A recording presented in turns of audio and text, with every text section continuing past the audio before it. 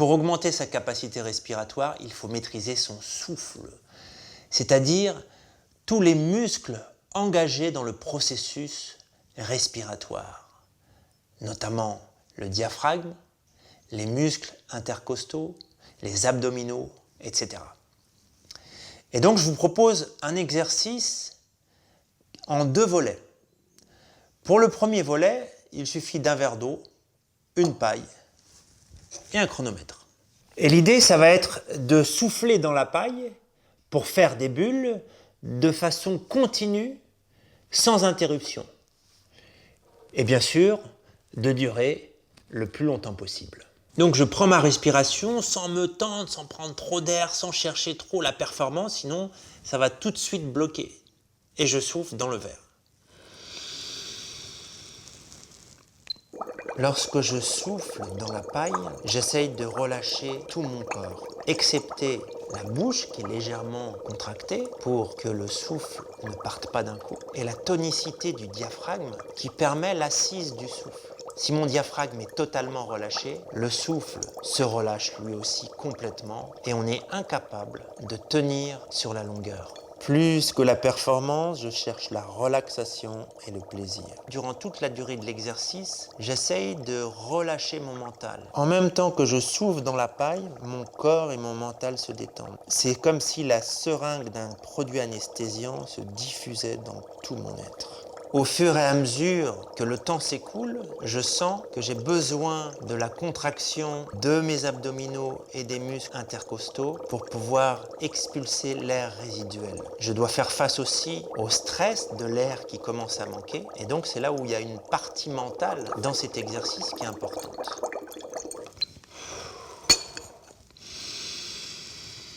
Ce qui est vraiment bien dans cet exercice, c'est qu'il mélange la concentration mentale, la relaxation et la dissociation des parties tendues. C'est-à-dire qu'il y a un appui sur le diaphragme, tout le reste du corps est relâché, et au fur et à mesure que les poumons se vident, il y a les abdominaux qui se contractent, en même temps que le reste du corps se relâche, et on a toujours cette petite tension qui est au niveau de la bouche pour retenir l'air, pour ne pas en lâcher trop d'un coup. Ce qui est important, c'est de le faire par paliers, et de ne pas chercher forcément tout de suite la performance. La recherche de la performance crée de la tension physique, de la tension mentale, alors même que pour durer longtemps, on a besoin de se relâcher. Ce deuxième volet de l'exercice est très complémentaire puisque la maîtrise du souffle se faisait dans la première partie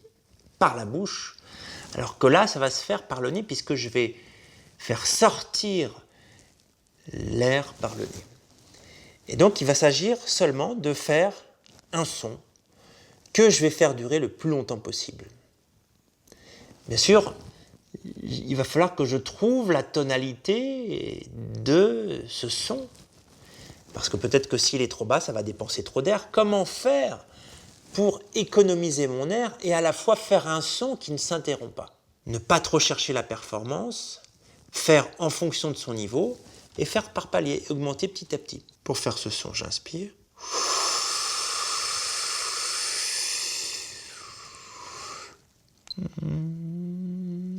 Pendant toute la durée du son, je cherche à me relaxer au maximum. La détente de mon esprit et de mon corps accompagne le son. La tonalité du son est importante. On doit trouver le son qui demande le moins d'énergie possible. La vibration du son doit être agréable et doit remplir tout mon corps. La colonne du son s'appuie sur le diaphragme qui est tonique tout en étant relax. S'il est trop tendu, le son sera étriqué. S'il est trop relax, le son sera trop relâché et l'air va s'échapper d'un coup. Tout mon être se diffuse à travers ce son, que ça soit à l'extérieur par un son harmonieux ou que ça soit à l'intérieur par une vibration de tout mon corps avec le minimum d'air. Cet exercice est vraiment très ludique, on peut même le faire avec les enfants. Les enfants aiment beaucoup que ça soit soufflé dans une paille ou faire du son. Ils aiment bien se chronométrer aussi, puis ils s'améliorent très très vite. C'est vraiment un exercice que je recommande pour toutes les personnes qui ont une activité qui nécessite un souffle. Je pense notamment au chant ou à la pratique d'instruments à vent. On se rend compte que plus on est relâché, plus le son va prendre de l'ampleur, de l'amplitude, et moins on va dépenser d'énergie et de souffle. Parce qu'on va avoir un geste respiratoire juste et optimal.